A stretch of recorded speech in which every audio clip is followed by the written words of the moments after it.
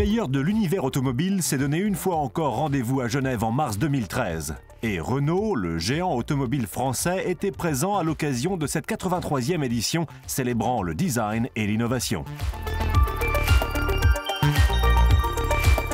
Geneva is an interesting motor show out of all the motor shows because it's neutral territory. There is no home market. All the constructors are here in a relatively confined place, but there is no major player. And so it's the best show to get a neutral view of the market. It's also the best show for the designers. Parlons donc de design. Outre le lancement du crossover urbain flambant neuf baptisé Capture et la présentation du X-Mode, le dernier né de la gamme Scénic, Renault mettait à l'honneur de nombreux autres nouveaux modèles au salon helvétique.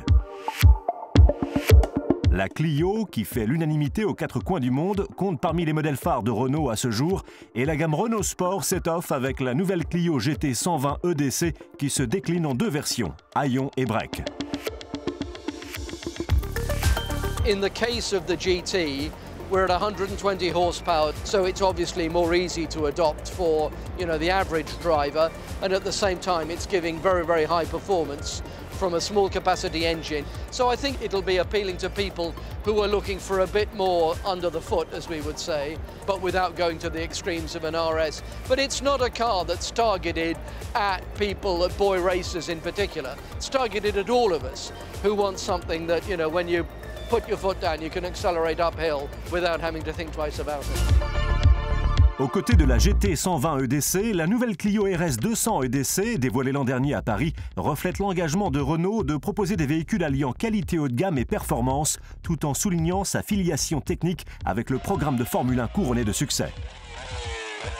Aujourd'hui, nous avons un moteur 1.6 litre turbo downsizé, un certain nombre d'équipements aussi sur cette nouvelle Clio RS qui permettent de faire un lien direct avec la Formule 1, le launch control notamment, qui permet d'avoir des départs arrêtés les plus performants, mais aussi un certain nombre d'équipements supplémentaires comme le RS Drive qui permet de piloter en mode normal, en mode sport, voire en mode race, ce qui est très intéressant pour nos clients les plus puristes. La Clio GT 120 EDC propose un large éventail de gadgets interactifs, dont une prise USB, une connexion Bluetooth et une caméra de recul. Mais c'est avant tout la nouvelle tablette multimédia Airlink à la pointe de la technologie qui reflète l'engagement de Renault à la connectivité automobile. Le système multimédia Renault Airlink, c'est un système très simple qui a pour but de rassembler dans un seul et même objet le monde de la navigation, du multimédia, de la téléphonie, qui est connecté au véhicule. Donc on récupère des informations du véhicule, notamment pour le programme Driving Eco 2 par exemple, qui propose d'accéder à un certain nombre d'applications et au magasin d'applications Airlink Store. Renault Airlink peut même coacher le conducteur sur la manière de rouler en réduisant sa consommation de carburant pour une conduite respectueuse de l'environnement.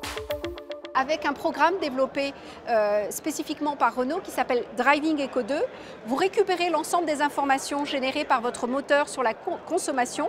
Vous avez ce qu'on appelle un module Trip Report, mais vous avez aussi la possibilité de choisir des trajets préférés et vous avez aussi la possibilité de disposer de conseils d'éco-conduite, d'anticiper le freinage, d'accélérer ou au contraire de ralentir par exemple. Reflétant l'engagement de Renault dans l'univers des véhicules électriques, la Twizy, au look futuriste, garde toujours le citadin à l'esprit.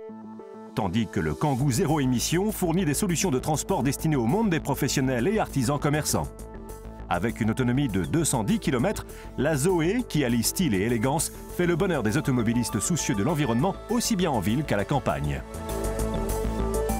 Well, the Zoe is an interesting proposition because it's for the first time we achieve a real breakthrough with a 100% electric vehicle for an affordable price, and that's the key.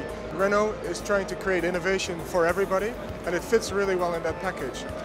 What surprised me most is when you drive the vehicle, because the driving behavior is extremely fun, because the center of gravity is low. The other aspect of Zoe, which is important, is that for the first time, we really make a leap in terms of CO2. It's a zero-emission car, so as opposed to hybrids, which try to eat little by little, get you 5%, 10%, 20% improvements, Zoe is really a breakthrough. Et nous savons déjà que le nouveau système Renault Airlink, déjà synonyme d'avantage de taille pour les modèles essence comme diesel, est également intégré à toute la gamme de véhicules électriques Renault. You have a tablet integrated into the dashboard, like on the other R-Link systems we're fitting in Clio and now in the Renault Captur. But in the case of the Zoe, there is a total interface with the systems of the electric engine, so the car is capable of guiding you to the next charging point. The car is constantly interfacing with your systems for charging the car, be it at home, in the public, or at your place of work, to make sure that you will always have an optimal state of charge in the battery, so that in theory up to 150 miles of charge at your disposal. That's really the key interface of R-Link in the Renault Zoe.